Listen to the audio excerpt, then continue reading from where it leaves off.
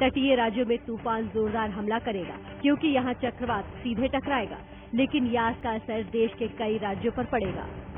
चक्रवात की वजह से बिहार में तेज बारिश तो होगी, आसमानी बिजली भी गिरने की आशंका है। झारखंड में भी तेज बारिश के साथ हवाएं चल सकती हैं। इसके अलावा सिक्किम और पूर्वोत्तर भारत का मौसम भी यास की वजह से बदलेगा। साउथ बिहार के डिस्ट्रिक्ट में इसका कुछ असर दिखेगा।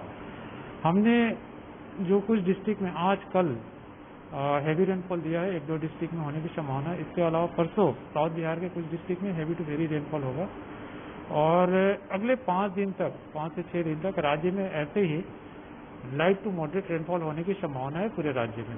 वो तीव्रता आगे कितनी रहेगी, कहाँ से कैसे चल रहा है और उसमें व्यापक असर किन किन जिलों पर पड़ेगा, ये सारी चीजों पर और उस पर जो है हमारे आपदा विभाग के द्वारा और क्या क्या कदम उठाए जा सकते हैं, तो ये सारी चीजों पर भी हम लोग बैठ के चर्चा कर रहे हैं।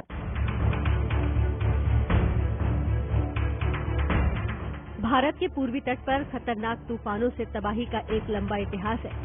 बंगाल की खाड़ी से उठने वाले चक्रवात सबसे ज्यादा ओडिशा को ही निशाना बनाते हैं। इसके अलावा इसका असर पश्चिम बंगाल और आंध्र प्रदेश पर भी होता है। ओडिशा पर तूफान का सबसे बड़ा कहर 1999 में टूटा, जब एक सुपर साइक्लोन की वजह से यहां कोहराम मचा। इस तूफान में 9,885 लोगों की मौत हुई थी। इसके बाद 2013 में फैलिन का कहर टूटा, जिसमें 23 लोगों की जान गई। लेकिन 2019 में जब फानी तूफान आया तो ऐसी तैयारियां की गई कि कोई जान नहीं गई। हालांकि 2020 में एम्फन तूफान में 5 लोगों की मौत हुई थी। यास से निपटने की तैयारी पूरी है और जरूरी भी है, क्योंकि अगर वक्त रहते कदम नहीं उठाया जाएगा तो यास अपने नाम जैसी ही निशानी भी छोड़ सकता है। यास का मतलब निराशा होता है और इस तूफान का नाम ओमान ने रखा है। यास से निपटने के लिए जाबाज तैनात है। ज्यादातर लोग सुरक्षित जगह पर पहुंच चुके हैं और बचे हुए लोगों को पहुंचाया जा रहा है।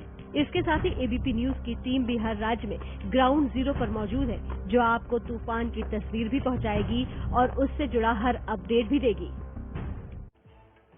और इस तूफान से जुड़ी पल पल की जानकारी देने के लिए हमारे साथ हमारी संवाददाता मनुग्या लोईवाल बालासोर ओडिशा से मौजूद है और कुंतल चक्रवर्ती बंगाल के दीघा से इस वक्त हमारे साथ मौजूद है। पहले मनुग्या के पास आपको लेकर चलते हैं। मनुग्या, यास की आहट सुनाई दे रही है? बिल्कुल, आहट के साथ साथ अगर मैं ये कहूं बारिश में भीग भी रहे हैं तो गलत नहीं होगा। ये छींटे नहीं हैं, ये बारिश की बौछार है जो शुरू हो चुकी है और 12 घंटे में ये भारी बारिश में तब्दील हो जाएगी। मौसम विभाग का अनुमान है कि 200 मिलीमीटर से ज्यादा बारिश होगी अगले 24 घंटे में, जिसकी वजह से न सिर्फ पेड़ उड़ेंगे गिरेंगे, लेकिन हो सकता है कई घरों की छत भी उड़े। और ये इन सारे इलाकों में, उन तटवर्ती इलाकों का हाल बता रही हूं जहां पर अगले 24 घंटे खतरे से खाली नहीं है। भले ही राज्य सरकार ने, उड़ीसा ने अपनी पूरी ताकत झोंक दी हो, गृह मंत्री से लेकर अपने सारे मंत्रियों को इस इलाके में भेज दिया है ध्यान में रखने के लिए, और खुद मुख्यमंत्री नवीन पटनायक बार बार कॉल्स पर ध्यान रख रहे हैं और मीटिंग्स ले रहे हैं। लेकिन चुनौती अब अगले 24 घंटे की है सबसे बड़ी। कुंतल के पास लेकर चलते हैं दर्शकों को। कुंतल, क्या आप भी महसूस कर पा रहे हैं यास तूफान की आहट को, और साथ ही चक्रव्यूह इस चक्रवात के लिए क्या तैयार किया है बंगाल ने? देखिए, बिल्कुल जिस तरह से ऊंची ऊंची लहरें पूरे दिन भर देखा गया है दीघा में हाई टाइड के दौरान, तो बिल्कुल यहाँ इस तरह के कुछ नुकसान तो जरूर हो सकता है, लेकिन इसके लिए तैयारी भी पूरी है।